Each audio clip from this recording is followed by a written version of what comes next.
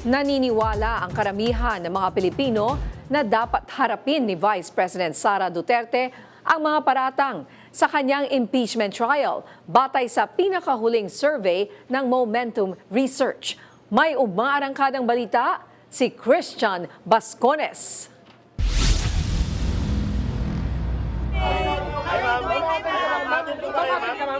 Personal na sumagot at humarap sa mga alegasyon sa pagpapatuloy ng impeachment trial. Yan ang pinaniniwalaan ng karamihan ng mga Pilipino na dapat gawin ng nasasakdal na si Vice President Sara Duterte. Resulta ito ng nationwide survey na isinagawa ng Momentum Research mula July 13 hanggang 16 ngayong taon. Sa tala, lumalabas na higit 44% ng mga na-survey ay sinasabing lubos na mahalaga ang pagharap ng Vice Presidente sa impeachment court. Dagdag dito ang 39% na nagsasabing mahalaga ito at higit 10% ang nagsabing hindi na ito mahalaga. Ayon sa founder at CEO ng Momentum Research na si Professor Clive Arguelles, marahil nakakapagtimpi pa rin ang taong bayan pero may hangganan ito.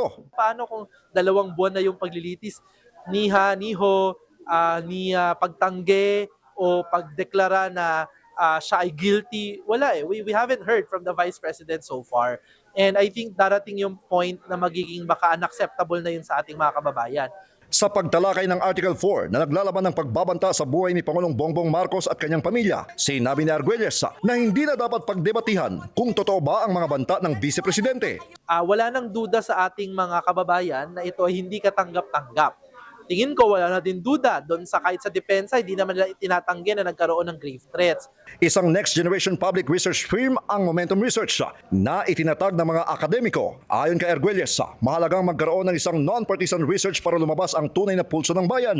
Our result speaks for itself, na makita nila kahit yung iba doon ay not necessarily it's the same opinion as mine, nilalabas po namin yon, pinapublish natin na itong opinion ng ating mga kababayan. Ako si Christian Bascones ng PRTV News, nagseserbisyo para sa Pilipino.